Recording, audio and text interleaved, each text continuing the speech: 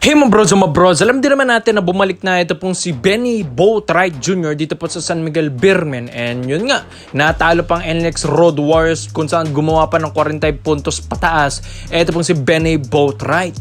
Pero syempre mga kabros, hindi pa rin mawawala sa SMB dito ang mga reserbang import nila. Alam din naman natin na kahit na wala na si Justin Patton, yun nga yung dahilan kung bakit nag-awol si Patton dahil nalaman niya na papalitan na pala siya ni Benny Boatwright. Kaya ito yung nangyari. So ito na mga kabrods, ang isa sa mga pwedeng pumalit at reserbang import ng SMB dito ay ito pong si Chris McCullough. Yes mga kabrods, ito pong si Chris McCullough. Well, siya lang din naman ang nagpa-champion dati sa San Miguel Beermen. Ito pong si McCullough. Noong 2019 Commissioner's Cup, pares lang din naman sila ni Benny Boatwright na napa-champion ng SMB ng Commissioner's Cup ng isang season.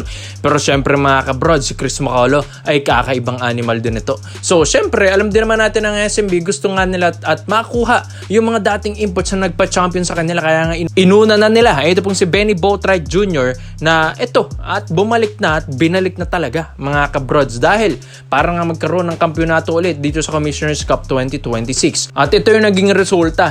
Okay, komportable si Benny Boatwright Jr. ngayon sa SMB, pero ang tanong, gaano yan tatagal? Ang dami mga reports and rumors natin na itong si Benny, mas lumakas na Benny Boatwright Jr. na ang nangyayari ngayon dahil mas nag-matured ng laro neto. Tapos mga kabrods, mas nakatulong pa sa team. Kaya nga 'di ba, yung NLEX na top teams ngayon talagang natalo pa nila. And yun, mga kabrods, natambakan pa sila pero talagang hinabol yun ni Benny Boatwright Jr. dahil napaka-komportable niya. Talagang malakas ito na import mga kabrods para sa SMB at fit na import siya. Pero, ibang usapan naman ito pong si Chris McCullough mga kabrods na mas athletic dihama kay Benny Boatwright Jr., mas mabilis kay Benny Boatwright and mas shifty na NBA or former NBA player. Ito pong si Chris McCullough mga kabrods. Athletic kasi and talagang agile kung maglaro. Kumbaga ang laruan nito parang small forward Hindi katulad ni Benny Boatwright na kayang umilalim mga kabrods. Ito pong si Chris McCullough, although kayang umilalim nito, halos kasing height lang din naman niya si Benny Boatwright na 6'10 at 6'9" listed. Ito pong si Chris McCullough mga kabrods. Hindi naman nagkakalayo yung mga lakas nila, pero pagdating nga sa mga scoring mga kabrods, sa mga hustle plays, maasahan mo si Chris McCullough. Although yes, mahirap na pagpilian kasi lalong-lalo na si Benny Boatwright, ang ganda ng mga pinapakita at start ngayon sa pagbabalik niya sa PBA, kaya medyo mahirap na palitan na yon mga kabrods. Pero kung sakali man mga kabrods magkaroon ng problema mga kabrods, ito na ang papalit at babalik sa SMB after ng ilang years na hindi bumabalik ng PBA. Chris McCullough ang babalik sa kanila. So mga kabrods, magandang plano ito para sa San Miguel Beermen. Bro, yung gagaling at lalakas na ng mga imports na kinukuha nito. Pero bakit ganun? Palagi na lang import ang problema ba mga kabrods? Malay natin baka sa sistema kaya hindi sila manalo-nalo mga kabrods. Buti nga lang nag-explode yung Benny Boatwright, kundi natalo na naman sa NLEX ang SMB. Tapos sisina naman ng import, papalitan na naman si Benny Boatwright. So hindi na talaga sa import yan din mga kabrods. Hindi dapat sa import lagi ang iasa. Kaya yung mga imports nito ng SMB nag-aawol dahil syempre medyo mahirap din kasi kapag malamang mong papalitan ka na. Kaya itong si Chris McCullough mga kabrods bilang isang champion import ng SMB, para sa akin ito ang isa sa mga pwedeng magbigay ng kampyonato ngayon sa San Miguel Beermen kung sakaling hindi kaya ni Benny Boatwright Jr. Kaya sa tingin nyo mga kabrods, ito na ba ang dapat ibalik ng SMB kung sakaling di mag-work kay Benny? Ito pong SMB's lineup 2026. Kaya komento mo lang ang opinion mo dito mga kabrods at isa natin yan. Dito naman po tayo sa kabilang balita naman natin mga brods. Alam ko daming ang reports and rumors dito kay Calvin Oftana Yes, dahil kasi sa mga nakikita nyo sa mga reports and rumors dyan na in-offer na pala ito ng KBL KT Sonic Boom. Yes mga kabrods, syempre tumataging-ting ba namang na $800,000 ang offer dito ng KBL sa Philippine peso. Nasa 48 million to 48.5 million pesos ang kikitain neto ni Calvin Oftana sa loob ng 2 to 3 taon na kontrata na offer sa kanya ng KT Sonic Boom.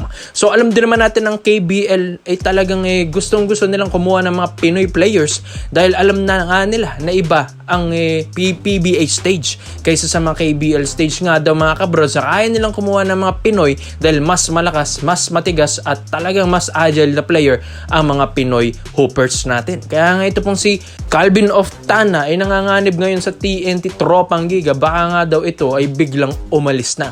Kaya kakamot ulo ngayon ng TNT na kailangan nilang paresan at kontrahin yung offer na yon para mapaste nila ito pong sharpshooter na si Calvin Oftana. Pero ayon dun sa reports and rumors natin mga kabrods, isa rin ang Barangay Nebra San Miguel pala ang nakatingin dito sa pag-trade kay Calvin Oftana. Yes mga kabrods, bala kasi ng Hinebra ngayon na mag-offer ng mga point guards or mga shooters or forwards sa TNT para makuha nila si Calvin Oftana. Alam ko medyo malabo dahil TNT ito, hindi ito basta-basta magpapabigay ng mga superstar shooters nila, lalong-lalo na't kapag lopsided ang trade. Dahil syempre, di naman din ito farm team mga kabrods. Kaya ito, nag-iisip ngayon ng Hinebra na kung sino ang pwede nilang ipalit para kay Calvin Oftana. Alam din naman natin yung offer ng KBL, napakalaki nun mga kabrods, pero hindi nyo ba alam na kayang gawin din yan ng mga bigating teams dito sa PBA? Paano?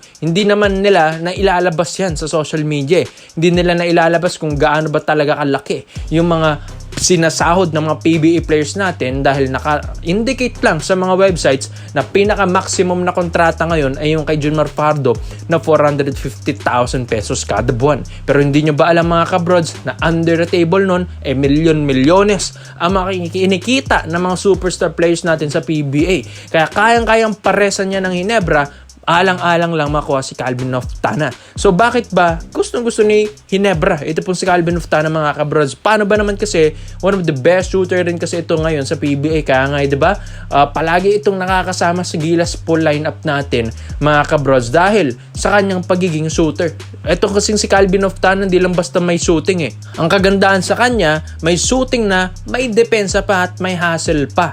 Isa pa dito, napaka-bait na player, coachable mga kabrods, mataas din ang basketball IQ, may drive pa mga kabrods, may handles, athletic, kumbaga all-around na player ito pong si Calvin Oftana Ang ganda pa ng mga rebounding skills neto, ang ganda ng mga hustle sa laro, lalong-lalo na sa defense at matigas din ito pong si Calvin Oftana. Kaya nga ito, dito nasilaw ang KT Sonic Boom na makuha ito pong si Calvin Oftana dahil alam nila na makakatulong ito sa kupunan ng KT Sonic Boom dyan sa KBL. Kaya ang Hinebra ngayon mga kabrods, gusto nilang maparesan, makontra, makounter yung offer na yan para lang magstay si Oftana dito sa Hinebra. Pero ang TNT rin naman ay hindi rin man papayag yan na makuha si Calvin Oftana ng KBL or ng Barangay Nebra. Kaya paparesan at ika-counter rin yan ng TNT Tropang Giga. Pero sa tingin nyo mga kabrods, saan ba mas bagay at magandang desisyon para kay Calvin Oftana? I-grab yung opportunity sa KBL para mas mag-improve pa or magstay na lang sa TNT dahil halos siya rin naman na ang face ng franchise or lumipat na lang sa Hinebra para mas lumakas at magkaroon ng kampyonato si Calvin Oftana with the help of Hinebra Boys. Kaya komento mo lang ang opinion mo dito mga brods at iisa-isa natin yan. Salamat po sa panonood mga brods. This is Will Basketball Trade Ups lang. I'm out.